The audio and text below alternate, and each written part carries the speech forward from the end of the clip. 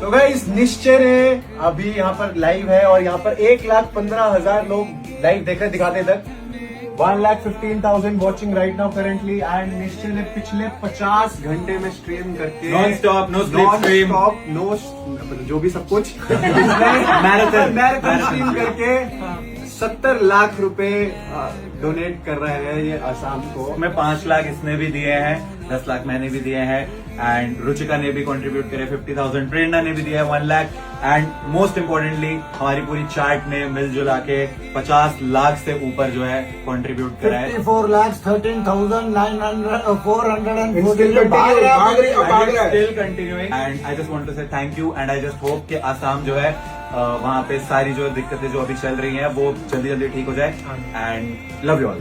ইউটিউবাৰৰ মহানুভৱতা 50 ঘণ্টা লাইভ কৰি অসমৰ বাবে নিশ্চয় মালহানৰ ট্ৰিগাৰ্ড ইনচানে দিলে 70 লাখ টকা।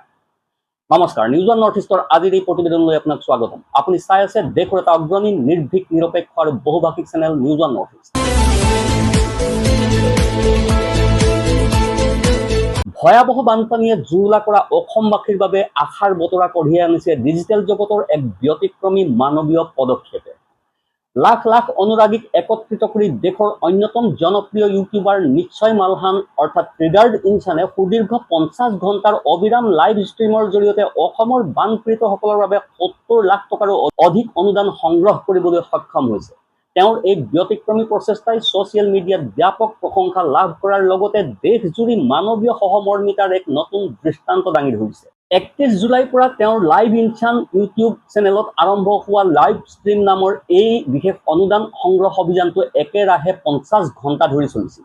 এই সমগ্ৰ সময়ছোৱাত প্ৰায় টোপনি নোযোৱাকৈ নিশ্চয় অনুৰাগীসকলৰ সৈতে সংযোগ ৰাখি অসমৰ বানপীড়িতসকলৰ সহায়ৰ বাবে উদাৰভাৱে দান আগবঢ়াবলৈ আহ্বান জনাই থকা দেখা গৈছিল। এই লাইভ ষ্ট্ৰীমে 15.9 মিলিয়নতকৈও অধিক ভিউজ লাভ কৰাৰ লগতে সমাপ্তিৰ মুহূৰ্তত একেলগে 1.15 লাখতকৈও অধিক দৰ্শক লাইভত উপস্থিত আছিল।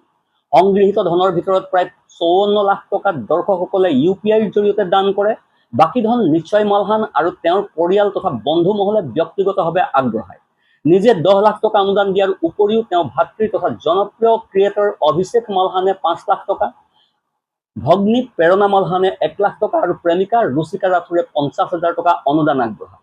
নিশ্চয় জনোৱা মতে সংগৃহীত সমস্ত ধন অসমত বন্যাৰ্তৰ মাজত কাম কৰি থকা বন্ধু নামৰ বেচৰকাৰী সংগঠনৰ জৰিয়তে বানপীড়িত লোকসকলৰ সাহায্য আৰু পুনঃ সংস্থাপনৰ কামত ব্যয় কৰিব। কেৱল নিশ্চয় মালহানেই নহয়, অসমৰ এই দুৰ্যোগৰ সময়ত আন বহু জনপ্ৰিয় ইউটিউবাৰ ডিজিটেল ক্ৰিয়েটৰো সহায়ৰ হাত আগবঢ়াইছে।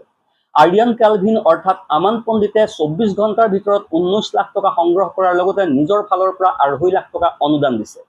তেওঁৰ লক্ষ্য হৈছে আয়ান ফাউণ্ডেশ্যনৰ সহযোগত বানপীড়িত পৰিয়ালৰ 100টা ঘৰ পুনৰ নিৰ্মাণ কৰা। আনহাতে অজয় নাগৰ কেৰিমিণ্টিয়ে 8 ঘণ্টাৰ লাইভ ষ্ট্ৰীমৰ জৰিয়তে 13.03 লাখ টকা সংগ্ৰহ কৰি ব্যক্তিগতভাৱে 2 লাখ টকা যোগ দিয়ে। এই সমগ্ৰ অনুদান চৰকাৰী ভাৰত কোষ পৰ্টেলৰ জৰিয়তে প্ৰেৰণ কৰিছে। এই দুৰ্যোগৰ সময়ত ডিজিটেল প্লেটফৰ্মৰ শক্তিক মানৱ সেৱাৰ বাবে ব্যৱহাৰ কৰি লাখ লাখ মানুহক একত্ৰিত কৰাৰ এই ব্যতিক্ৰমী প্ৰচেষ্টাই প্ৰমাণ কৰিলে সহমৰ্মিতা থাকিলে ভৌগোলিক দূৰত্বই কেতিয়াও বাধাৰ সৃষ্টি কৰিব নোৱাৰে। অসমৰ বানপীড়িতসকলৰ কাষত থিয় দিয়াৰ বাবে দেশৰ ক্ৰিয়েটৰ সমাজে আগবঢ়োৱা এই উদ্যোগে বহু লোকৰ মন জয় কৰাৰ লগতে নতুন আশাৰ সঞ্চাৰ কৰিছে। Bureau report, news One North east.